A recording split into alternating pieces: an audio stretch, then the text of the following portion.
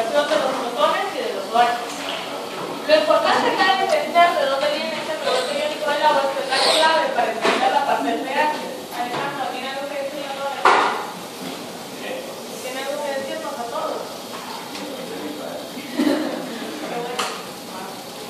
Entonces, a partir de acá nosotros decíamos que acá nosotros hablamos de una molaridad al cuadrado porque era multiplicación de dos concentraciones diferentes. ¿Se acuerdan de dónde sale este producto iónico del agua?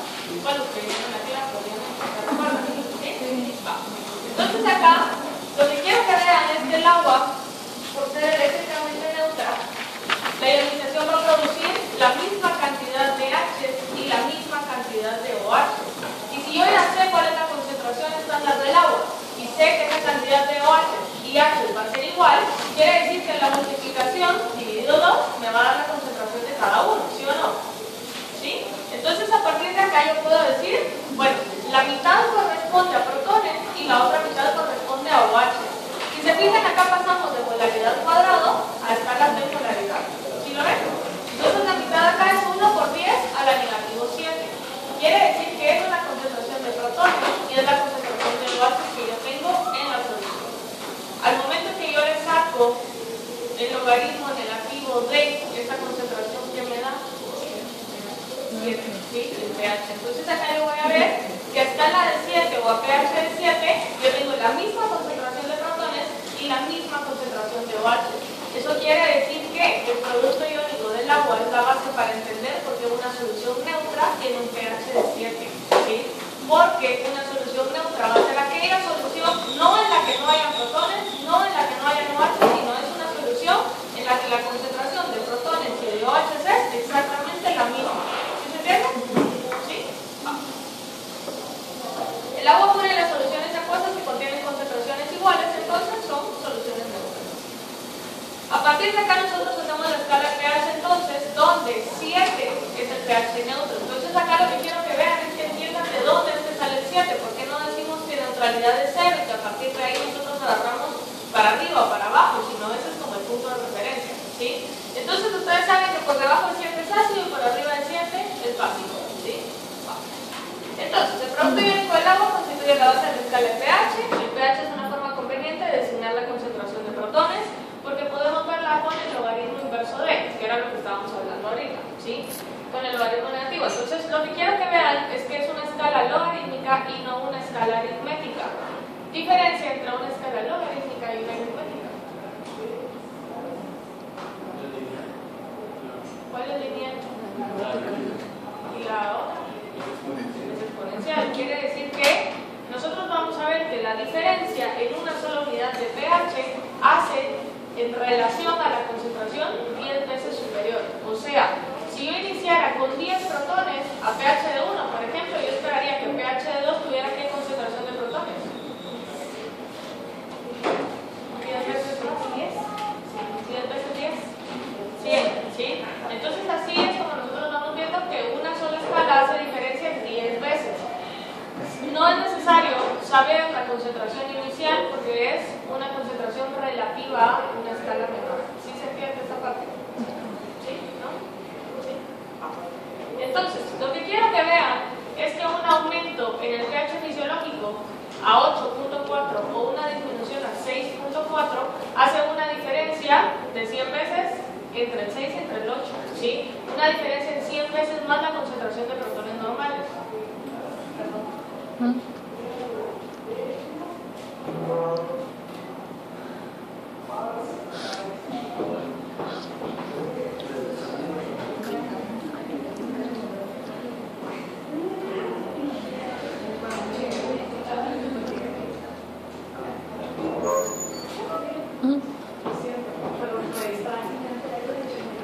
Bueno, entonces, decíamos que esa escala de 100 veces hace una diferencia en la concentración de protones.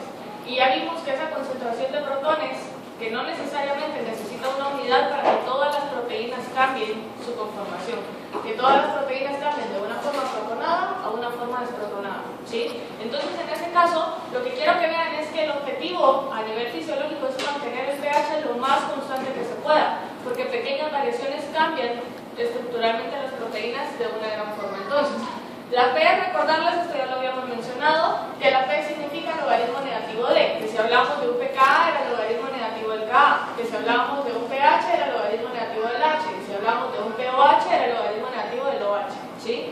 Va. La medida de pH en sangre y en orina se utiliza normalmente para diagnosticar enfermedades. ¿Por qué? Porque a partir de acá nosotros vamos a empezar a ver que algunas condiciones pueden generar acidemia o pueden generar alcalemia en sangre, ¿sí? Que pueda empezar a esas variaciones.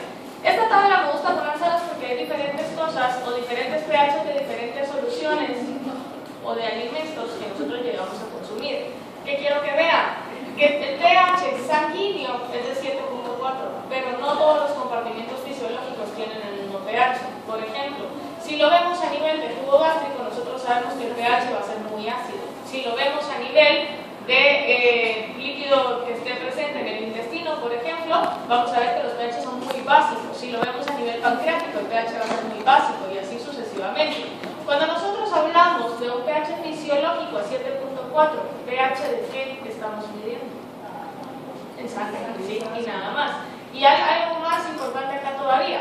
Hablamos de sangre arterial, porque la sangre venosa tiene un pH diferente, ¿sí? Entonces, cuando nosotros hablamos de mantener el pH fisiológico a 7.4, hay sistemas buffers encargados de mantener ese 7.4, pero también van a haber buffers encargados de mantener el pH en otras soluciones, ¿sí? Entonces, acá lo que quiero que vean, me encanta señalarles la parte de Coca-Cola, ¿sí? Vean el pH que tiene la Coca-Cola. Cuando se les tapa el lavatrastos, salud, o se les tapa el lavamanos, o se les tapa el baño, le echan una botella de Coca-Cola y se les tapa así, porque es el ácido completo, ¿sí? Si ven el pH que tiene la Coca-Cola es muy bajo, y por eso es que consumos como exagerados de Coca-Cola están relacionados de una forma crónica a padecer de... ¿se fue el nombre? ¿Los huesos? Osteoporosis, ¿sí? Osteoporosis, ¿por qué? Porque el calcio y los fosfatos van a tratar de compensar ese pH por la ingesta de Coca-Cola. Entonces empieza como a salir calcio de los huesos y empieza a debilitarse el hueso. ¿Por qué? Por un elevado consumo de Coca-Cola, ¿sí? Entonces, así hay un montón, ¿sí? Entonces, si se fijan, cosas que pueden incrementar el pH, tenemos acá el bicarbonato de sodio, por ejemplo. Hay muchas personas, principalmente los abuelitos y por ahí, que toman, por ejemplo, bicarbonato de soda cuando tienen acidosis o cuando tienen reflujo, o que toman, por ejemplo, mucha leche de magnesia porque no les cuesta ir al baño, etc. Ese tipo de cosas puede generar alcalosis, ¿sí? Entonces, eso es importante, que nosotros vamos a ir viendo diferentes pHs y al final, si se fijan, si toman Coca-Cola o si toman algo con limón o si toman cerveza o si toman café, son cosas ácidas. Al final, ese consumo de ácido el cuerpo tiene que compensarlo para poder mantener el pH estable otra vez, ¿sí? Entonces, eso es lo que va como volviendo interesante la parte de los buffers acá. El pH entonces afecta la estructura y la actividad de macromoléculas biológicas, ya sabemos por qué, ya vimos ejemplos con los péptidos, y procesos influidos por la concentración de protones, pues básicamente son todos dentro de la célula, ¿sí? Directamente cuando hablamos de que se afecta una proteína o que se afecta la estructura de una enzima, estamos hablando que indirectamente el resto de procesos que requieren de eso van a estar afectados. Vale. Aquí entra entonces la parte de las constantes de disociación que nosotros ya vimos enfocado a estructura de proteínas. Cada ácido tiene una tendencia característica a perder el protón en solución acuosa. Y nosotros sabemos que el valor de pKa es ese punto donde se pierde el protón o se gana el protón, donde la estructura protonada y desprotonada están en qué porcentaje. 50%, ¿sí? 50 y 50. Y que si sabemos que si pasa ese pH, favorece qué estructura? La desprotonada. Y si baja el pH, favorece la estructura protonada, ¿sí? Entonces ese tipo de cosas tiene relación acá. Y todo se basa y todo se reduce en esta ecuación. ¿Cómo se llama esta ecuación? Henderson-Hasselbalch, ¿sí? Esta ecuación solo puede ser aplicada para ácidos débiles o bases débiles. ¿Por qué no puede ser utilizada para ácidos o bases fuertes?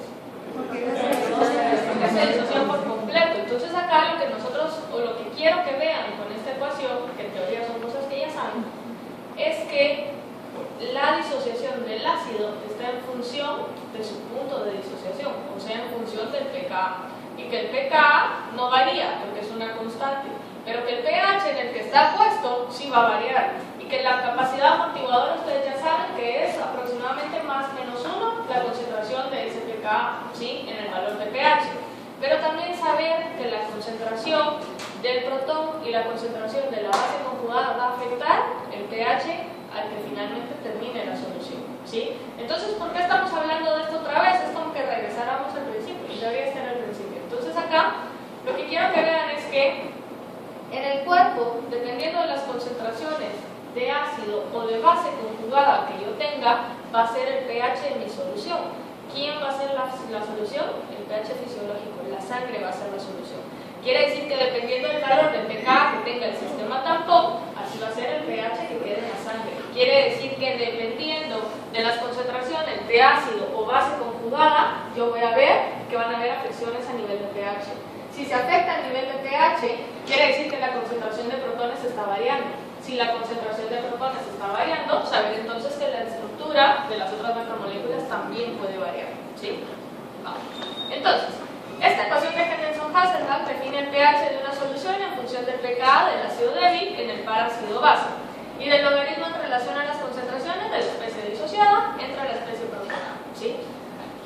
El pH de un ácido débil depende de la constante de disociación del ácido. Entonces, si el pH de una solución permanece casi constante cuando se agregan pequeñas cantidades de ácido o base fuerte, se dice que la solución está amortiguada. El ejemplo de la solución, decíamos, la sangre. Consume un ácido o una base fuerte, o sea, toma Coca-Cola o toma leche de magnesia. El pH de la sangre debe de permanecer a 7.4, o sea, la solución permanece amortiguada, ¿sí? Y la forma de poder verlo, entonces nosotros lo vamos a empezar a ver a nivel fisiológico con la medición de gases arteriales, ¿sí? Vamos a hablar de eso en un ratito. Entonces, ¿qué es un amortiguador? Es toda sustancia capaz de mantener el nivel de pH.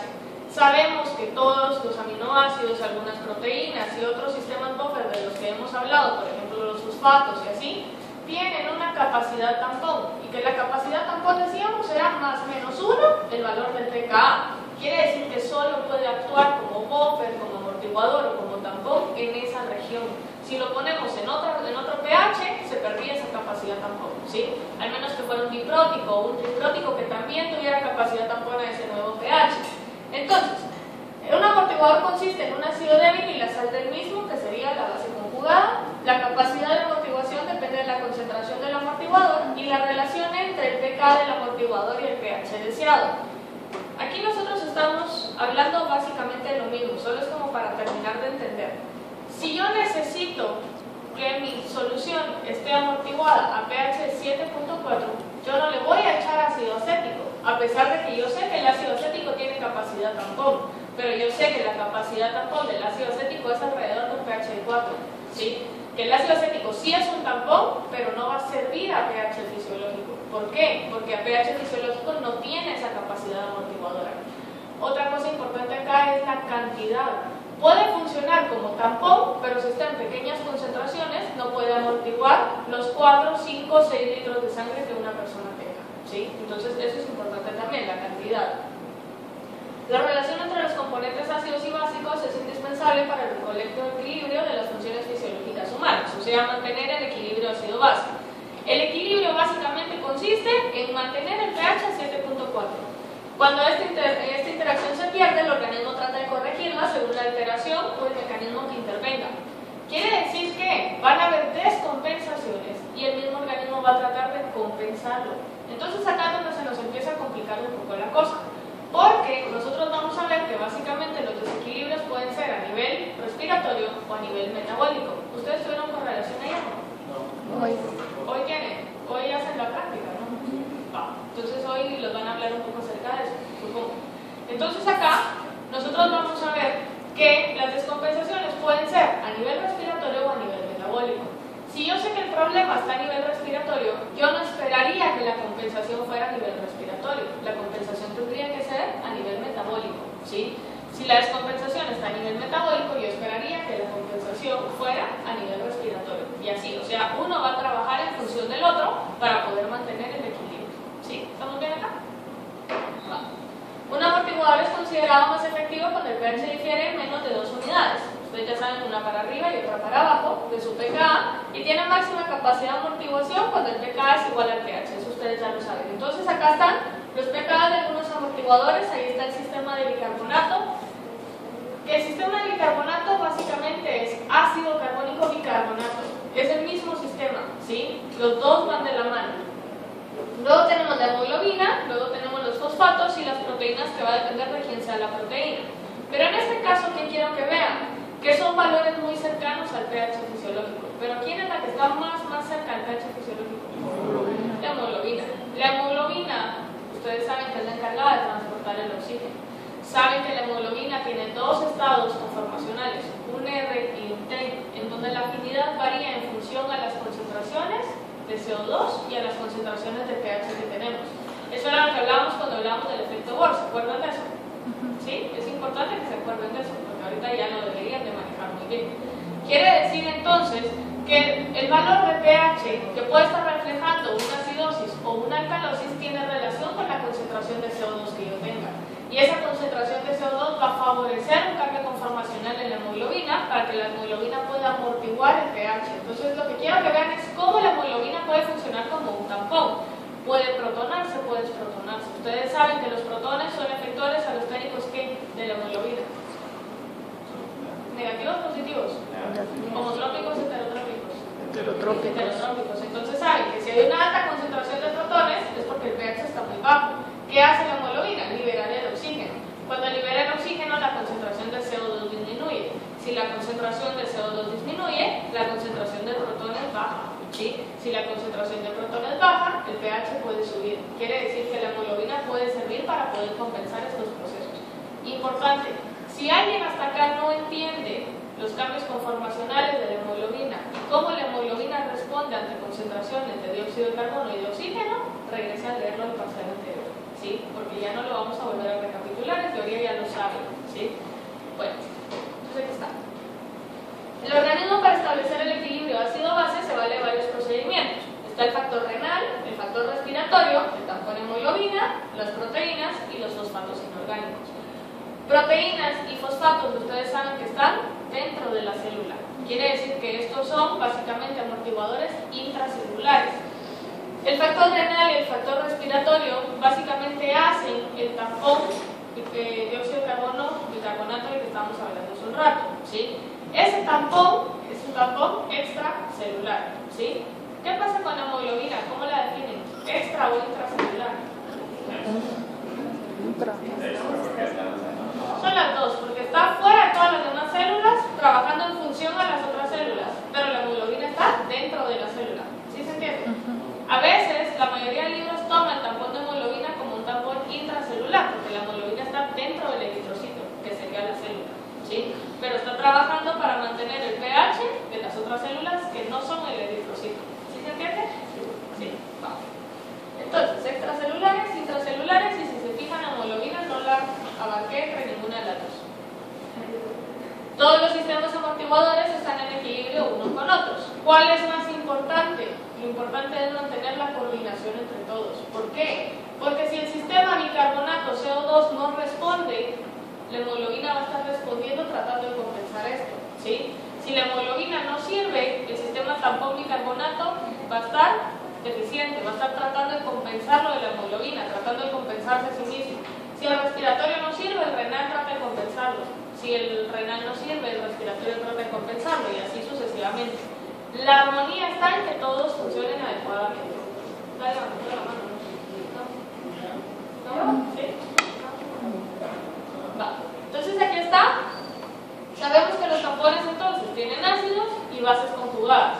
Los ácidos son las formas protonadas, las bases conjugadas son las formas desprotonadas. Entonces acá, para que vean, proteínas protonadas, la hemoglobina, que puede estar protonada o puede estar con el oxígeno, por ejemplo, los fosfatos y el bicarbonato. Entonces el bicarbonato, si se fijan, la parte ácida es el ácido carbónico.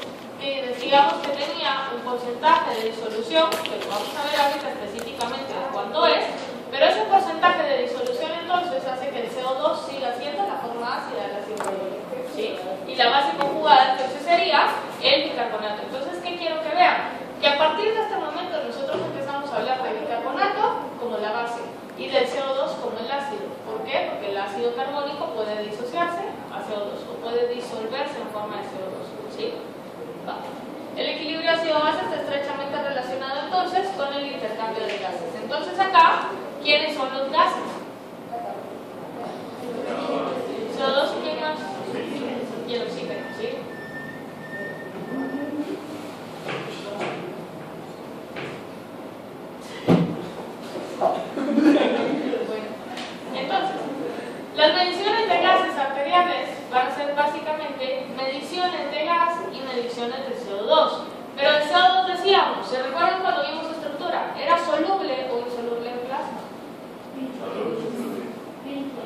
Era insoluble, porque era polar o polar. Era apolar, ¿sí? Si era apolar, no se disolvía en plasma, pero hay un pequeño porcentaje de disolución de CO2 supermático. ¿Se recuerdan que hablábamos de eso? Esa disolución hace que el gas se convierta a CO2 acuoso. Quiere decir que el CO2 acuoso es el CO2 que tiene la capacidad de disolverse en sangre. Entonces, cuando nosotros hacemos mediciones de gases, ¿qué estamos midiendo? ¿El CO2 acuoso o el CO2 gaseoso? Medimos el gaseoso, ¿sí? Vamos a medir el CO2 gaseoso y vamos a medir el oxígeno gaseoso, porque ustedes saben que el oxígeno no tiene una forma de poderse disolver en plasma, por eso necesita el transportador de hemoglobina. Si se recuerdan, decíamos el CO2 podía viajar unido a la hemoglobina formando carbaminohemoglobinas o podía viajar solito. ¿Se recuerdan de eso? El oxígeno no puede viajar solito porque es más apolar que el dióxido de carbono. ¿Sí se entiende esa parte? Entonces, si hay una alta concentración de CO2 acuoso. Acuoso es agua. Sí, pero entonces quiere decir que está ácido. Lo que pasa es que si yo hablo, a ver, el factor de disolución, el factor de disolución varía dependiendo de en qué mida la presión. ¿Qué unidades de presión puedes tener? ¿Torr? ¿O? A ver, eso es física, eso sí lo tienes que saber. ¿Torr o qué? Atmósferas de presión, sí, también puede ser. Milímetros de mercurio. El factor de disolución depende en qué lo midan. Si lo miden, por ejemplo, en kilopascales, si lo miden en milímetros de mercurio, si lo miden en torr, dependiendo de qué unidad de presión lo midan, ese es el factor de disolución. Creo, no estoy muy segura, que el factor de disolución de milímetros de mercurio de gaseoso a acuoso es de 0.03, ¿sí? Creo. Quiere decir que si usted mide una presión de CO2 en sangre, está midiendo el gas, pero mientras más gas tenga, el producto de esta multiplicación va a ser mayor, ¿sí? Quiere decir que mientras más CO2 gaseoso tenga, va a tener más CO2 acuoso. Mientras más CO2 acuoso tenga, más ácido va a tener, ¿sí? Entonces, indirectamente, la medición del gas me está diciendo a mí la cantidad de ácido presente en el plasma, ¿sí? No sé si por ahí va la pregunta. ¿Sí? Va. Entonces, vamos a empezar a ver el sistema amortiguador ácido carbónico bicarbonato. O sea, vamos a ver cómo van variando entre sí y cómo pueden irse compensando mutuamente. Entonces, si se recuerdan, esta tabla ya la habíamos visto, no me recuerdo si se la puse o no. ¿No? ¿No? Va. Entonces acá, el pH de la sangre se regula principalmente por este sistema. Este sistema es como el inmediato. ¿Por qué? Porque yo estoy respirando todo el tiempo. Y si hablamos de que el bicarbonato tiene una capacidad de filtración y reabsorción a nivel renal, ¿se recuerdan dónde se reabsorbía y dónde se filtraba el bicarbonato? ¿Dónde se reabsorbe el bicarbonato? La mayor concentración en el túbulo proximal. ¿Hacia qué? ¿El ascendente o descendente? Descendente, para abajo, ¿sí? Donde se da la mayor reabsorción de todo. Quiere decir que si regresamos a la tasa de filtración glomerular, ¿se recuerdan más o menos cuántos ml por minuto se filtraban? 125, por ahí, ¿sí? 125 ml por minuto. Quiere decir que yo estoy filtrando por minuto una gran cantidad de plasma. Si yo filtro esa gran cantidad de plasma por minuto, quiere decir que el bicarbonato puede ser reabsorbido o puede ser filtrado en grandes cantidades. Si es filtrado en grandes cantidades y no se reabsorbe en grandes cantidades, se va a excretar en grandes cantidades, ¿sí? Si alguien no entiende esta diferencia todavía, quiere decir que ayer no le fue muy bien, ¿sí? Entonces, a repasar esto otra vez, porque si se fijan indirectamente, esto va a venir en el cuarto parcial también. Vamos. Entonces, el CO2, si estamos respirando, inhalando y exhalando todo el tiempo, quiere decir que es una vía rápida para poder compensar también. Por lo tanto, el sistema respiratorio y el sistema renal son fuentes inmediatas de compensación, ¿sí? Entonces, en este caso, ¿qué quiero que vean? Que es una curva de disociación. Yo tengo 0% de la estructura, 50% de la estructura y 100% de la estructura. Donde yo tengo el 50% de la estructura, ¿qué valor va a ser de cada molécula? El valor de pK, ¿sí? Entonces, yo en los pK voy a encontrar equilibrios. 50 de rosado, 50 de azul acá. 50 de azul, 50 de negro acá. Si se fijan, empiezo con 0% de azul, 0% negro, pero 100% de rosado, ¿sí? Luego, ¿qué pasa? Empieza a subir mientras el otro empieza a bajar. 100% de azul, 0% de rosado y negro. Desaparece el rosado, empieza a aparecer negro, empieza a disminuir azul, 50-50, 100% de negro, 0% de azul y rosado, ¿sí? Si se dan cuenta, son las mismas curvas de disociación que vimos con aminoácidos, que vimos con proteínas. Quiere decir que hasta ahorita esto debería de ser algo que les resulte lógico, que les resulte obvio, que espero yo, como pérdida de tiempo en esta clase, porque en teoría ya lo saben, ¿sí? ¿Qué quiero que vean? Que las estructuras de las que estamos hablando es de la del ácido carbónico. Que el ácido carbónico se puede formar solo por el CO2 acuoso. Que el CO2 acuoso se forma por la disolución del CO2 gaseoso, ¿sí? Quiere decir que mientras más CO2 gaseoso tenga, más CO2 acuoso voy a tener y por lo tanto más ácido carbónico voy a tener. Si tengo mucho ácido carbónico, vean a qué pH debería estar la sangre para que el ácido carbónico esté al 100%, ¿sí? Tendría que ser valores que básicamente no son compatibles con la vida. ¿Qué pasa acá?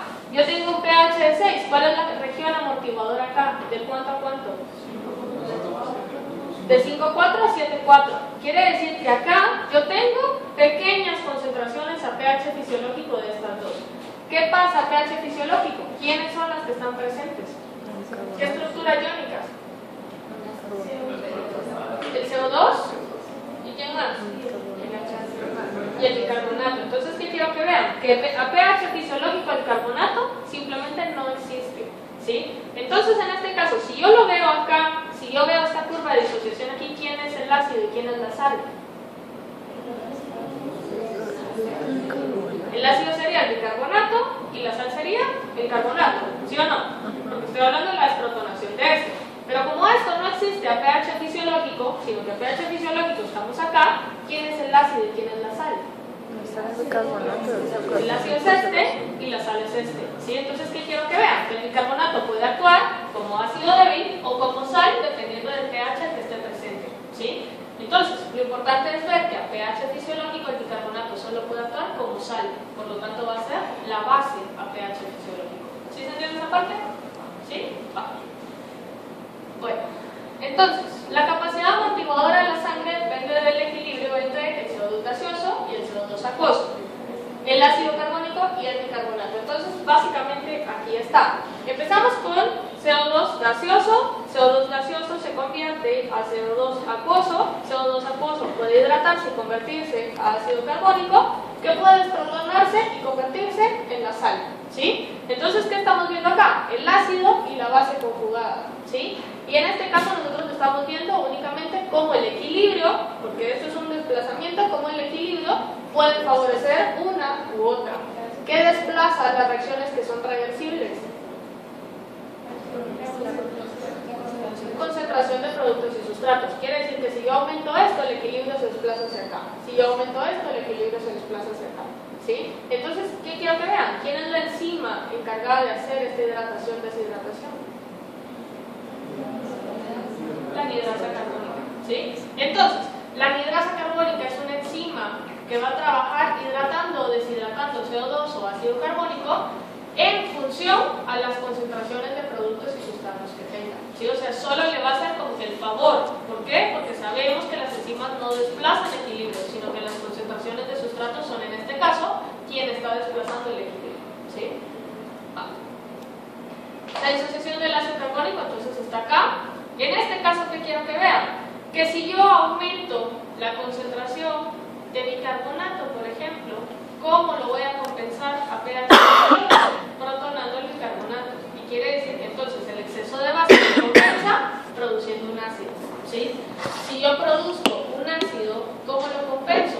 Desprotonándolo y por lo tanto liberándolo en forma de base. ¿Sí lo ven?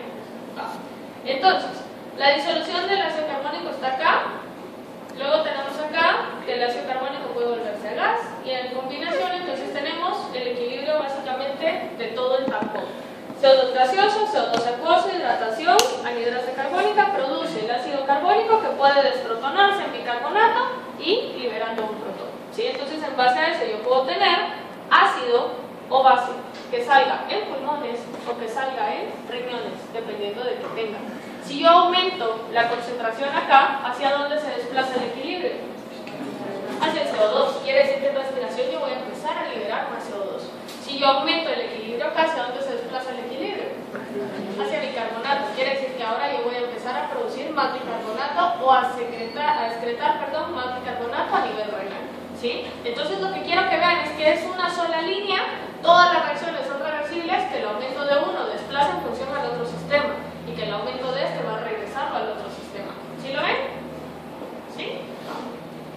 Entonces, el pKa medido es 6.1 a 37 grados centígrados. Entonces, eso es importante. ¿Por qué? Porque los valores teóricos de pKa que nosotros vemos de ácido carbónico o bicarbonato, por ejemplo, son diferentes. Pueden encontrar un pKa de 6.5, un pKa de 7. algo, por ejemplo, pero a 37 grados centígrados la constante de disociación es de 6.1. Quiere decir que, en teoría, la capacidad tampón va de 4.1 a 7.1.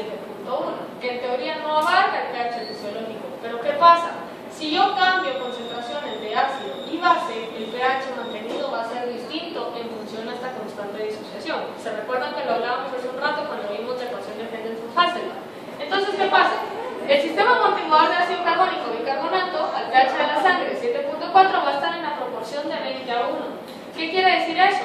Que tengo más base o ácido. Si la proporción es 20 a 1, tengo 20 veces más que 20 veces más bicarbonato, 20 veces más CO2. A ver, veamos la ecuación de Henderson-Hasselbalch. Dice, pH es igual a pKa más el logaritmo de la concentración de bicarbonato partido de la concentración de CO2. Si yo digo que la relación es 20 a 1, ¿quién es el 20? ¿Quién es el 1? 20 es el bicarbonato y 1 es el CO2. Algo importante acá. Si yo tengo el CO2 y lo estoy dividiendo en concentraciones, pregunto, si yo tuviera esto en milimolaridad, ¿lo puedo dividir dentro de torr o milímetros de mercurio o presiones atmosféricas, sí o no? ¿Qué necesito aquí abajo entonces? Convertirlo a concentraciones molares. ¿Y cómo puedo saber las concentraciones molares de CO2 que yo tenga?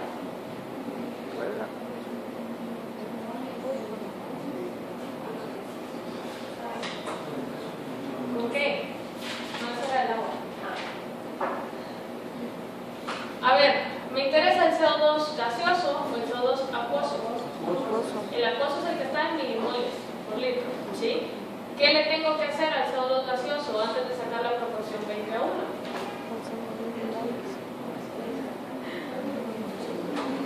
Disolverlo. Entonces, ¿tengo que? Matemáticamente, ¿qué hago? A ver, tengo 40 milímetros de mercurio de CO2, ¿qué hago? ¿Por qué? ¿Por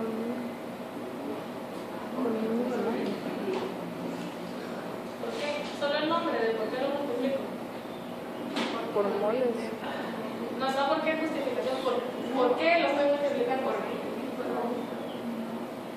No. Por milimoles. ¿Qué hago yo para convertir el CO2 gaseoso en CO2 en milimoles por litro? Lo multiplico. Cristiano dijo, lo multiplico. ¿Por qué lo multiplicamos? Por milimoles. No por qué multiplicación, sino por qué estamos haciendo. ¿Contra quién es la multiplicación?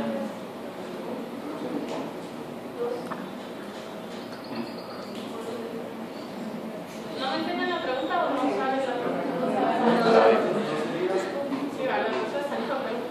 ¿Ah? ¿Se ha multiplicado con su proceso molecular del agua para dar la disolución directa? No. Bueno, sí y no, indirectamente. De ahí es de donde viene el factor de disolución. ¿Sí? Entonces, ¿qué quiero que vean? Que la concentración o la presión del gas no gaseoso la van a multiplicar por el factor de disolución. Cuando la multiplican por el factor de disolución, en base a la que tengan, les va a dar entonces la milimolaridad por litro. ¿sí? Esa milimolaridad entonces ya sería el CO2 acuoso. Quiere decir entonces que van a dividir el bicarbonato disuelto en plasma entre el CO2 disuelto en plasma, ¿sí? No me interesa la parte gaseosa acá, porque la parte gaseosa yo no puedo disolverla. ¿Sí se entiende? ¿Sí se entiende o no se entiende? Bien, ¿se entiende? ¿Sí? Va. Entonces, lo que quiero que vean es que yo voy a tener 20 veces más disuelto en plasma bicarbonato que CO2, ¿sí? Disuelto, o sea, hablando en milimolaridad. Si yo aumento la concentración de CO2 gaseoso, ya dijimos que se va a aumentar la concentración de CO2 acuoso. ¿Qué pasa con esa proporción 20 a 1? ¿Baja o sube? Disminuye. Quiere decir que valores por debajo de 20 me están indicando a mí un déficit de base o un exceso de ácido. Ambas cosas que hacen con el pH. Lo cambian. ¿Cómo lo cambian? Lo hacen más ácido. Entonces disminuyen el pH. Si yo tengo una proporción arriba de 20, quiere decir que tengo Más base. más base o tengo menos ácido, ¿sí?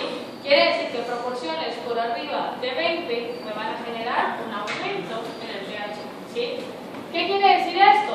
Que ustedes solo con ver un resultado de laboratorio en donde les diga presión de CO2 y teniendo un factor de disolución y concentración de bicarbonato, ustedes pueden saber si su paciente tiene una acidosis o tiene una alcalosis, ¿sí? Únicamente con sacar una proporción. ¿Y cómo se saca una proporción? Dividiendo, ¿sí? Quiere decir que van a dividir la concentración de CO2, perdón, la concentración de bicarbonato partido de la concentración de CO2 acuoso. ¿Estamos bien acá? ¿Sí? Va. Si el laboratorio, digamos que es el laboratorio del Hospital Nacional de Puerto Barrios, por ejemplo, ¿sí? Y que el equipo de gases arteriales únicamente les mide presión de oxígeno, presión de CO2 y pH. ¿Qué hace para saber su proporción bicarbonato CO2?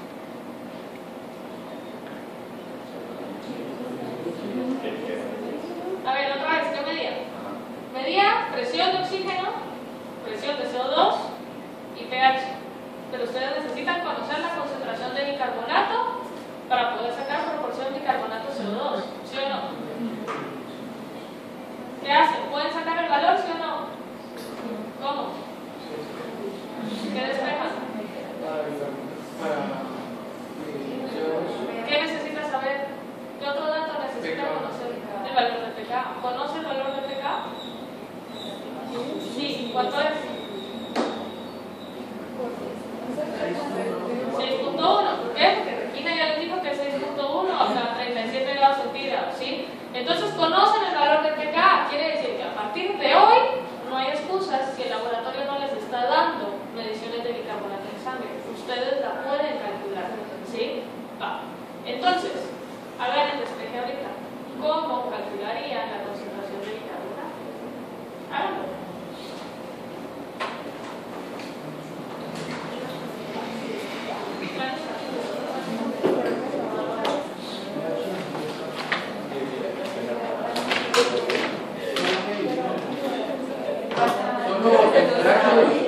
¿Ah? ¿Qué hacen? pH menos pK y después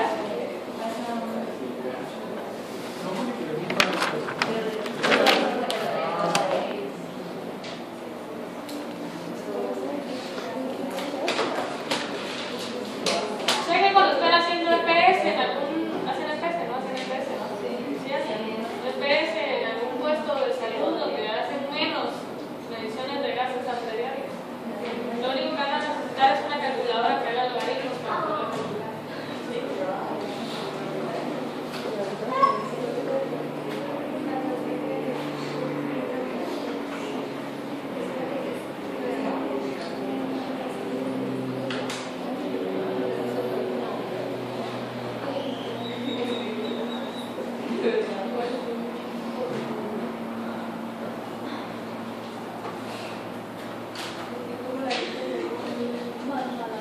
El logaritmo del carbonato dividido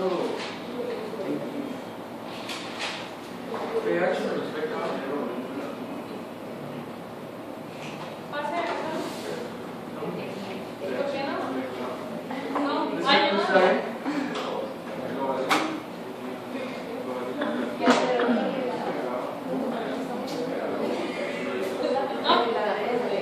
estuvo? ¿Tiene un indicador de espacio? Reciclando con energía, pues. ¿Ah?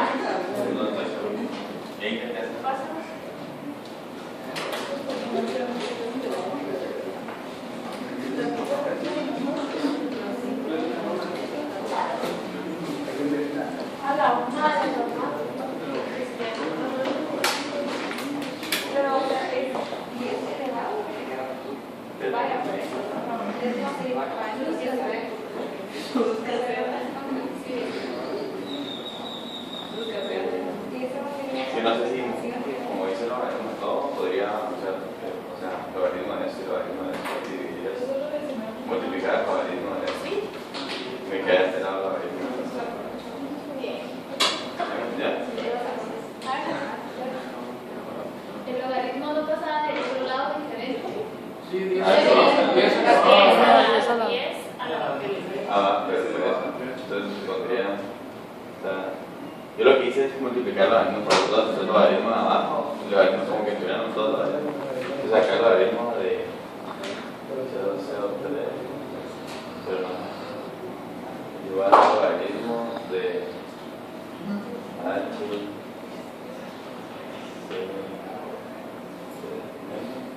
¿Se puede hacer eso? ¿No? no sé.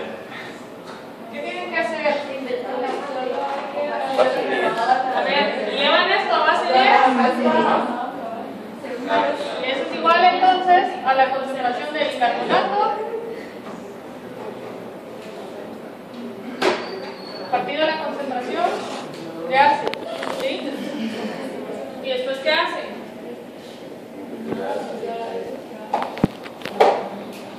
¿Qué hacen después? ¿Qué multiplican? Multiplican la concentración de CO2 por 10 elevado al pH menos el pKa, ¿sí? Y eso les da la concentración de bicarbonato. ¿Sí se entiende? ¿Sí? Va. Gracias. Bueno, entonces acá está. Esta proporción 20:1 es mantenida primariamente por los pulmones que expelen el CO2 producido durante el metabolismo de nutrientes. Entonces quiero que vean acá que me queda 1.2 de CO2, asumiendo que la presión normal es de 40 milímetros de mercurio. Quiere decir que el factor de disolución, ahí entra el capítulo, ¿no? El factor de disolución creo que para milímetros de mercurio es 0.023, no estoy segura. ¿Alguien tiene calculadora? 0.023 por 40.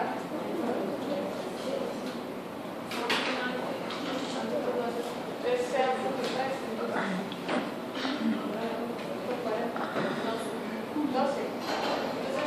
Entonces es 0.003. ¿No sé?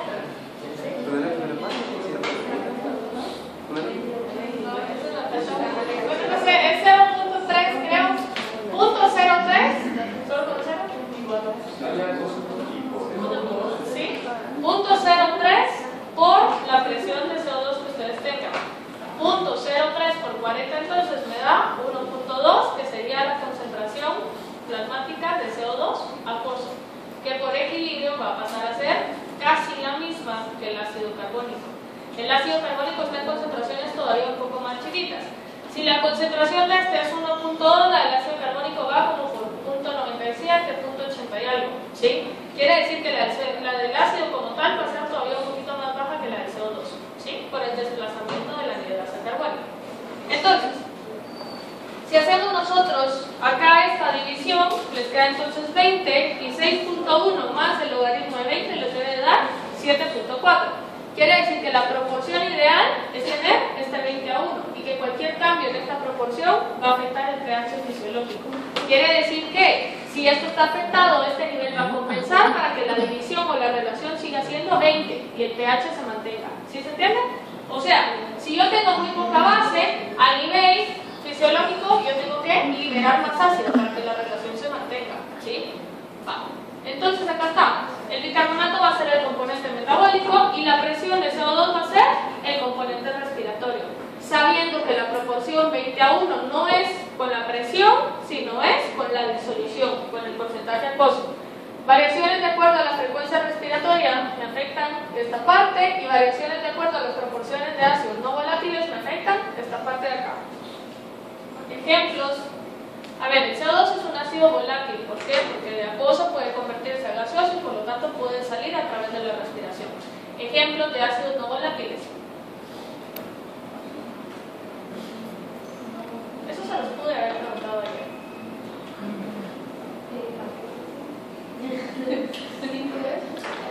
Esos son láminas, no volátiles. El oxígeno es volátil porque sale en forma como volátil si fuera ácido, o sea, si pudiera volatilizarse. Lábil era que era como inestable, ¿sí? Que se podía deshacer, o era muy inestable, se degradaba muy fácil. Pero no que volátil no es que pasa de acuoso a gaseoso. Ajá, el oxígeno, ¿no? ¿Por eso? Dije no volátil. ¿Usted por qué dijo que era volátil? Dije que no es No, porque ya está gaseoso. ¿Sí? No tiene la que se queda que se queda acuoso.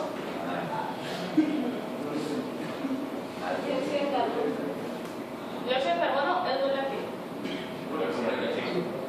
¿Ah? Óxido nítrico, ¿no podría ser? No sé qué tan ácido sea. A ver, esto está fácil, lo vimos cuando hablamos de la neutral. ¿Quiénes son los ácidos no volátiles? Ácido carboxílico. A ver, ¿quién tiene un ácido carboxílico? Lo que tenga ácido carboxílico va a ser no volátil. Pero ¿qué moléculas tienen ácidos carboxílicos para ser ácidos no volátiles? Ácido glúcico. Acetato. ¿Quién más? Ácido glúcico.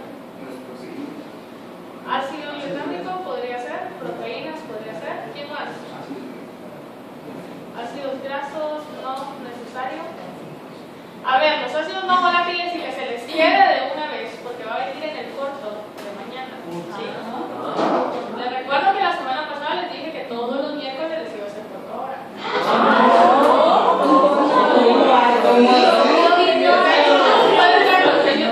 Les dije que todos los miércoles les iba a hacer. Bueno, pues mañana va a haber cortos. ¿De qué? De la parte de equilibrio hidroeléctrico que no les he evaluado en el examen. De eso. Porque no están leyendo y porque me hacen hablar por gusto acá, porque no saben, no se acuerdan de lo que vimos la semana pasada. Por eso va a ser mañana. ¿Sí? Entonces, ejemplos de ácidos no volátiles. La tercera vez que se los digo en una clase.